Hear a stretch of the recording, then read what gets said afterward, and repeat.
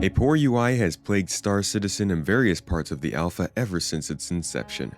But in recent years, things have begun to change thanks to an in-house tool developed over the course of several years. With big UI changes planned for all ships in Alpha 3.14, it's time we take a look at Star Citizen's heads-up display, what it means for the game, and why it took so long. Thank you for coming to my Tomato Talk. And thanks to my newest Patreon members, Ephrath, Matt Lucas, and Balder.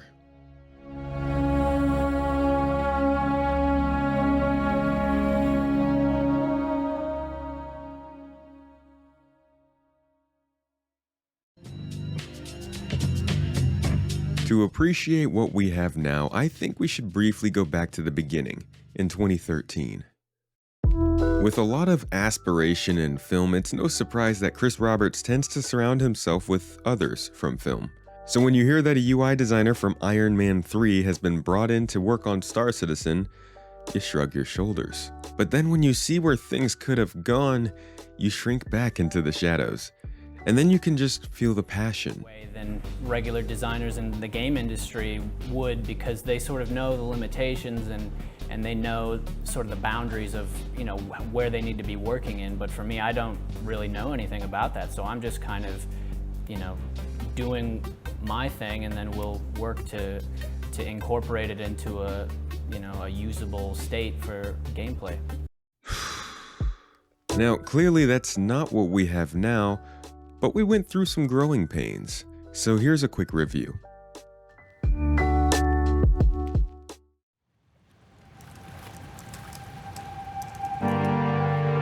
Back in this olden day, the UI was made using Flash and C++. Just so you know, Flash was discontinued in support and completely blocked by its maker as of January 12th, 2021. The results of making the UI in this method persists in the game even as of the making of this video, but most didn't think this game would be what it is today. Though there is an interesting bit here. Even back in 2013, UI designer Zane Bien knew there would be different HUDs for different ship manufacturers. Immersive experience. And one of the ways that we're doing this is to actually diversify the visual style of HUD by ship manufacturer. This is something that's being worked on now, as we've heard as recently as just last week in Star Citizen Live. That has a manufacturer-influenced color scheme on it, and I think we've shown on ISE the Aegis-styled one and options for the Drake one. So in time, those manufacturer ships will have that sort of style applied to them, and all the other manufacturers will get there. And then once we've done that, then we'll look into customization. I know there's... Getting back on track, the first HUD I recall was introduced with Arena Commander in 2014. It did feature many of the 3D effects from earlier concepts, but many were not fans of how loud and in your face it was. The model was quickly changed from this to something a bit more recognizable.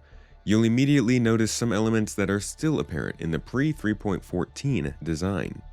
While they may look similar, they are actually running on different technology, something we'll discuss later. And as we continue through the very iterative early patches in the 2.x branch of the alpha, we saw very minor changes, only to see a slightly larger than normal update in 3.0 back in 2018. This was less visual and more focused on functionality, as was much of 3.0.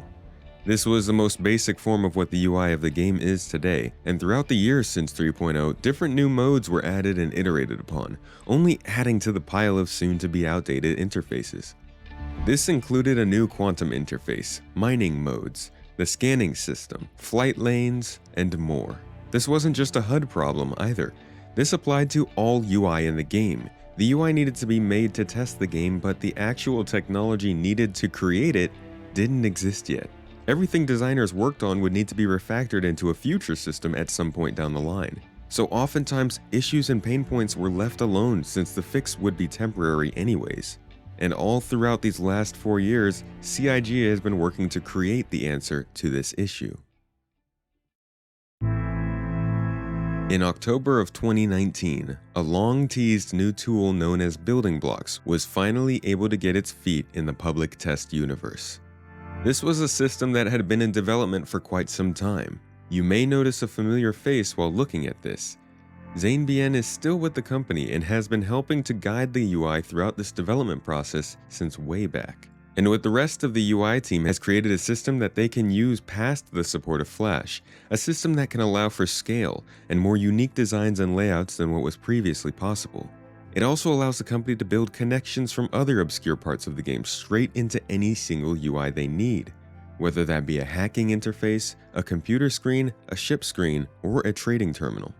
Now, before you go thinking this is the answer to all the problems, it wasn't, but it was a key step in taking the UI in Star Citizen to a level that is actually enjoyable in looks, experience, and functionality.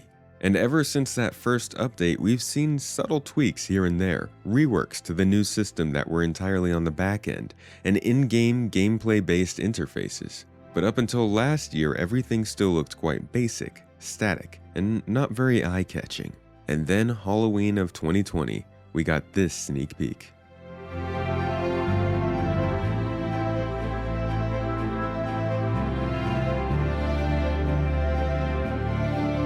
This was quite a different look than we had previously seen. It looked a lot more dynamic, polished, and technical. And while it was quite loud and many did not like the concept look, we sat and waited for months to see if this would be close to anything actually brought to the game. In May, I published a video about what I still believe is the widest reaching addition coming in Alpha 3.14.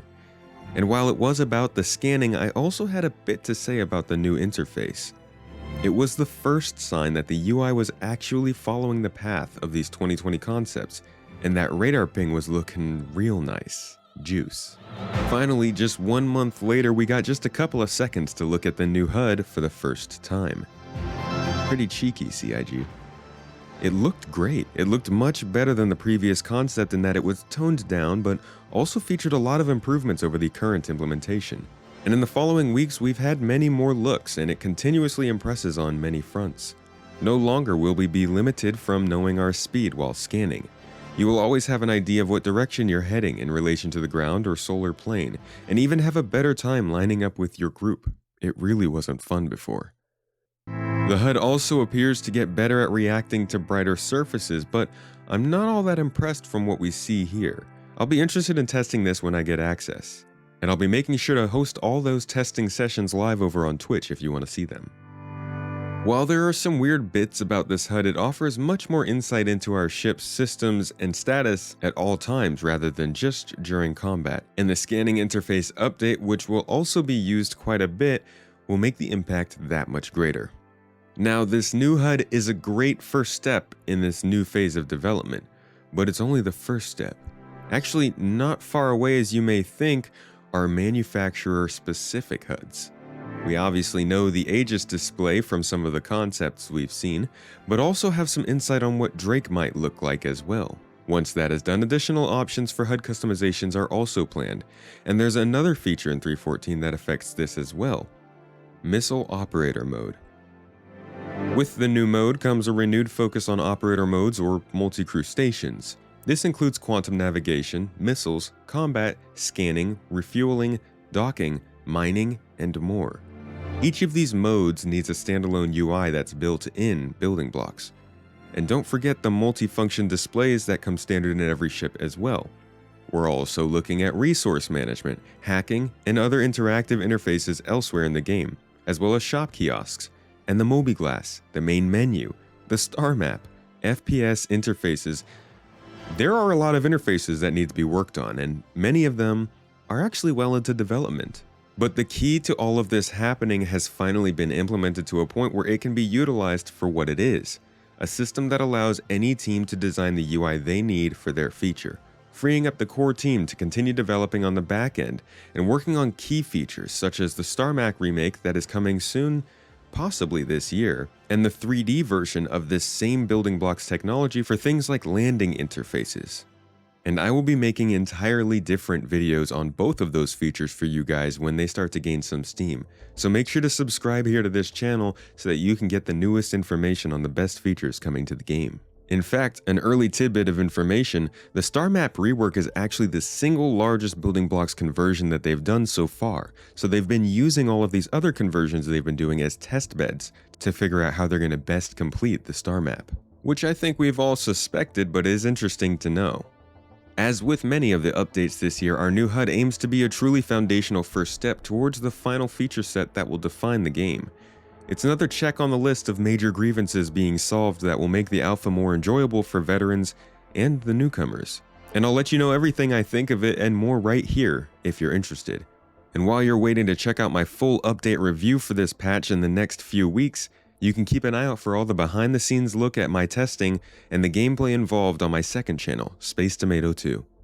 If you'd like to support my work and help me keep doing more of this permanently, you can join my community on Patreon for just $1 a month, where we're currently undergoing a restructuring that you can take part in. And if you'd like to increase your chance of winning my big $600 value giveaway at the end of the year, you can subscribe to the channel, hit the link in the description for more entry methods, and go back in this video to find the secret code that'll get you more entries. I hope you enjoyed this video and I hope you learned something, and I'll catch you later.